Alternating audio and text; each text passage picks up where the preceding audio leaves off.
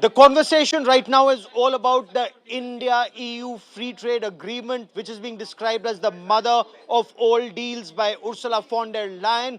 Prime Minister Narendra Modi has described this as a deal which is for greater global good. But how does this break down in terms of, and let's try and break this down for what it means for the common people, for the relationship between the two countries, between the two blocks, and the people of the two blocks. Ambassador Manjeev Puri is India's former envoy to the European Union, joins me on this special broadcast. Ambassador Manjeev Puri, welcome. How do you see the agreement between India and the European Union and Commission? In your view, sir, what are key takeaways? Oh, thank you. I'm delighted to see you here. It takes us back to days slightly difficult in Brussels when we first met. Lovely to see you. Lovely to see you, Gaurav, sir. for those of us who have links with the EU, who have served there, today is certainly a red letter. Look, the EU is India's largest trading partner in goods. We are also important trading partners for the European Union. As we move up the value chain and become a larger economy, becoming the fourth largest economy in the world, the EU being the second largest economy, as we move towards Viksit Bharat, opportunities open up in India and our abilities to be able to service the European Union also grow. What does the trade deal do? Look, obviously, it will help the areas which are already strong, whether it's chemicals or it's automotive parts or it's even gems and jewelry or cotton textiles for that matter. But in my opinion, the much greater thing is what it signals. It signals to European businesses, European corporates who have both technology and money that India is ready, the European Union is ready, there is political leadership, and India is also lowering its protectionist barriers. It's becoming open to trade, which means you can invest, you can build supply chains, you can do much more. Okay. This is the signaling, Gaurav, which is very important and which, in a sense, tells us that the European Union recognizes India as a significant player on the global economy for the future and signals for India very good because we have a kind of comfort dealing with the Europeans that they are there to be big partners for us as we pursue Viksit Bharat. Sir, there was a very popular Shah Rukh Khan movie called Rab Ne Banadi Jodi. In this case, when it comes to India EU free trade agreement, can we say Trump ne banadi jodi? Because for a long time this was in the works, but it's finally happened only now. So, Gaurav, you are very right, and I have no hesitation in saying thank you very much, Mr. Trump. Look, that India and the European Union were big trade partners, have known each other for a long time. All that is true. But sometimes, as you put it very well, you do need somebody else, an external push, if I may say so. And that's happened. Well, fine. What has happened is something very interesting. The European Union has figured out that it also needs multi alignment. It can't be just a transatlantic unity business and not just China, it has to do multi alignment. India, which always believed in multi alignment, but for various reasons in the past several years, there was a certain lean towards the United States. Is not that we are correcting that lean. No, that's not the point. But we are saying old partners are important partners. They're looking for us. We are good. We look for growth. So both sides see positivity. I also see some major global good in this. Sir, Multipolarity, in my opinion, is important for India. It's important for the global south. So as we progress, this Jodi, thank you, Mr. Trump. I have no problem in saying that. Sometimes Kazis matter, but that's the nature of all of this. And let's take this forward because I strongly believe that it'll be good for India and good for the world.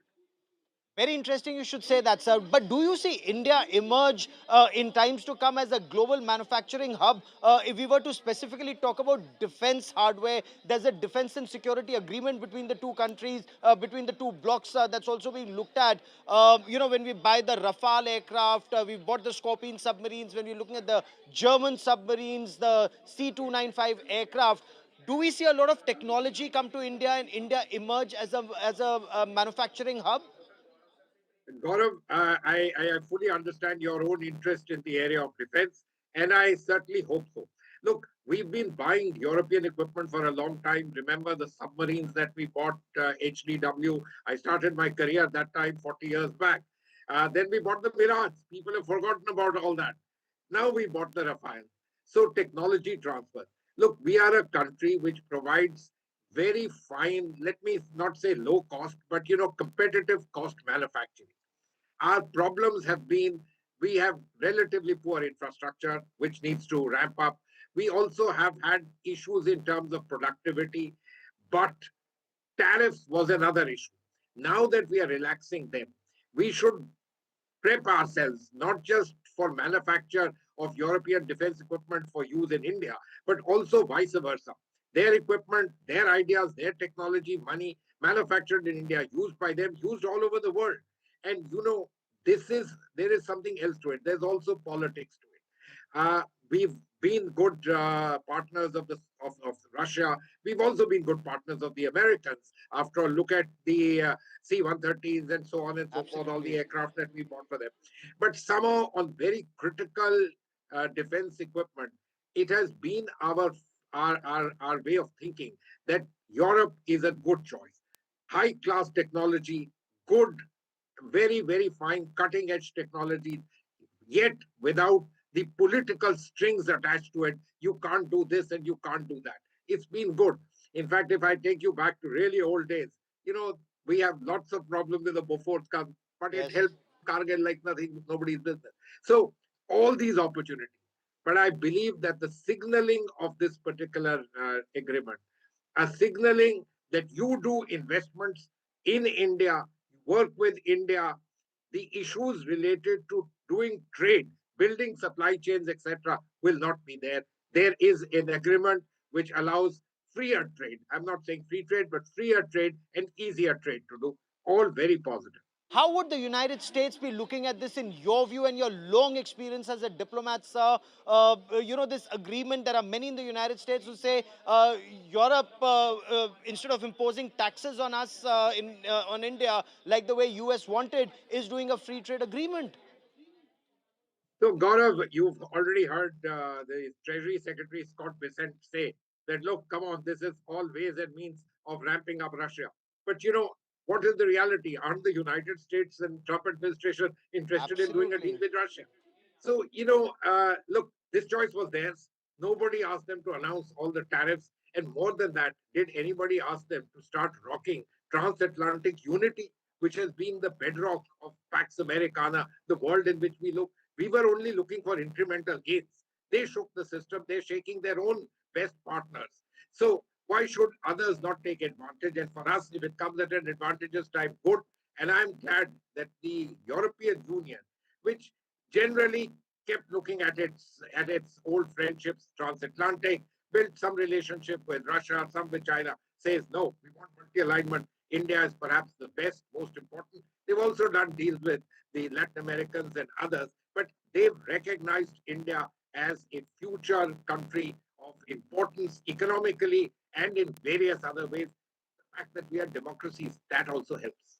It indeed does. And how would China be viewing this? Would China be concerned, in your view? For a long time post COVID, the conversation was China plus one. Is this your appreciation that India is far more reliable when it comes to supply chains? But are we geared up for it right now to be able to take in that technology and to be able to supply to the world? So, Gaurav, I think that's a very far cry. And we are nowhere near that. I mean, look at the trade difference between us and Europe and China. And look at the fact that India is also, in a sense, courtesy Mr. Trump, willing to now open up with China, do much more, and they're going to become perhaps one of our largest trading partners. So, these are facts. You've got to work on them, and you have to work on them for years and years on end.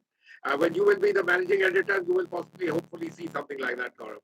But the fact of the matter is that as of now, that's a far cry. And we can keep looking at it geopolitically and making all these kinds of assumptions. Fundamentally, as far as I am concerned, we have opened or provided a segue for European investments in far, far greater numbers and with far greater interest in the Indian economy. It will help us build the Indian economy. It will help the Europeans get more money, more buck for their money. For the rest of the world, well, it's a game. You're in it. You started it. Let's see what happens. It's a win-win. Ambassador Manjeev Singh Puri, as always, sir, such a pleasure talking to you and so much to learn from this conversation, whether it was Brussels or now here in Delhi. Many thanks for joining me here on this India Thank you, Today Gaurav. special broadcast.